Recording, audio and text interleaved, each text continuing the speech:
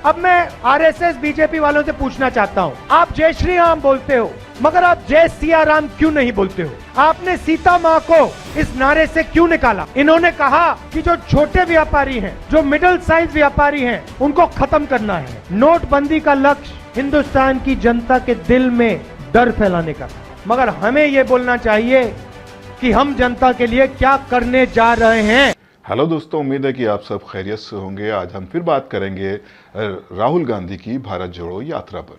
भारत जोड़ो यात्रा में बहुत से उतार चढ़ाव देखने में नजर आ रहे हैं, लेकिन राहुल गांधी जिस तरह से अपनी सूझबूझ के साथ काम ले रहे हैं, अक्सर उनके चेहरे पर गुस्सा दिखाई देता है, उनके जज्बात नज़र आते हैं और हिंदुस्तान में होने वाली जो इस वक्त परेशानियां और प्रॉब्लम्स है, उसका दर्द और उनका जज्बात भी अक्सर काबू में नहीं रहते। लेकिन उनका सादापन और उनकी जो एक देश प्रेम की भावना इस वक्त झलक रही है, उसको भी इग्नोर नहीं किया जा सकता। हम आपको दिखाते हैं इसी तरह से ये वीडियो जिसमें राहुल गांधी जी कितने जज्बात के साथ, कितनी देश से मोहब्बत और लगाव के साथ ये अपना बयान दे रहे हैं।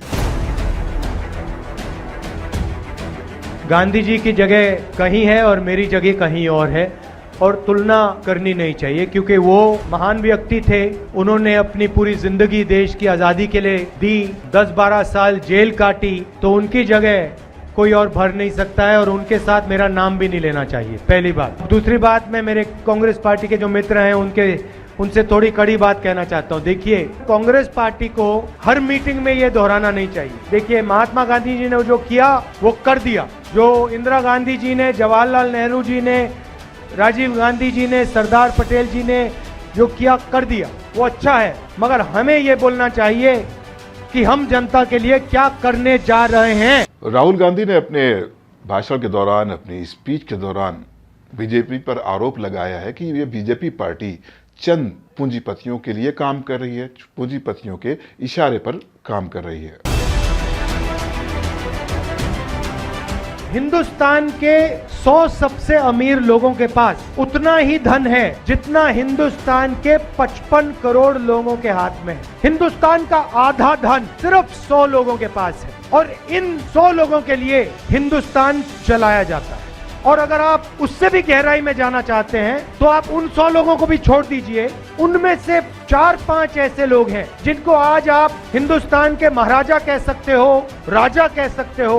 पूरी की पूरी सरकार, पूरा मीडिया, सारे ब्यूरोक्रेट इनके इशारे से काम करते हैं। नरेंद्र मोदी जी भी इन्हीं के इशारे से काम करते हैं। जो ये कहते हैं वो नरेंद्र मोदी हिंदुस्तान के प्रधानमंत्री करते हैं। इन्होंने कहा कि जो छोटे व्यापारी हैं, जो मिडिल साइज व्यापारी हैं, उनको खत्म करना है। इन्होंने नरेंद्र मोदी जी को इशारा दिया और नरेंद्र मोदी जी ने एक के बाद एक निर्णय लेने शुरू कर दिए। राहुल गांधी ने बीजेपी पर कटाक्ष करते हुए ये आरोप भी लगाया कि बीजेपी डर को नफरत में बदल रही है, डर की राजनीति कर रही है।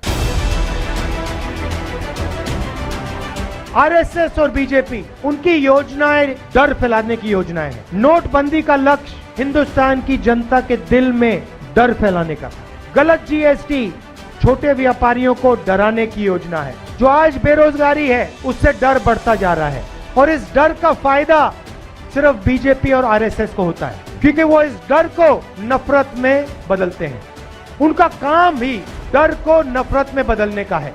साथ ही साथ राहुल गांधी ये कहते हुए भी नजर आए कि बीजेपी महिलाओं का सम्मान नहीं करती, और एक बड़ा कटाक्ष और किया है कि बीजेपी अपने नारों में से सीता मैया को क्यों हटा रही है। क्या वो महिलाओं का सम्मान नहीं करती? देखिए ये वीडियो।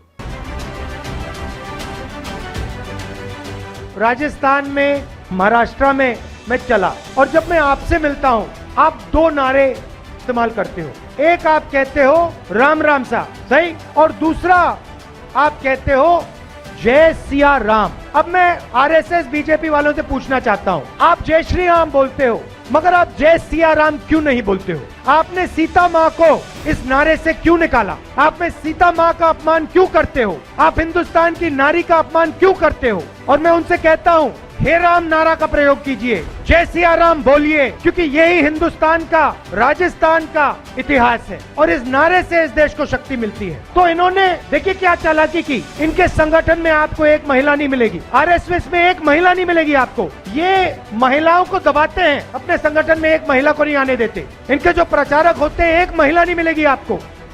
और फिर जो हमारी जो संस्कृति है, जय सिया राम, उसको भी ये बदलने की कोशिश कर रहे हैं और सीता माँ का अपमान करते हैं। तो जब भी आपके पास आते हैं, इनसे आप कहो, आरएसएस के लोगों से कहो कि ये बंद करें और सीता माँ का अपमान ना करें और जय सिया राम बोला करें और हे राम बोला करें।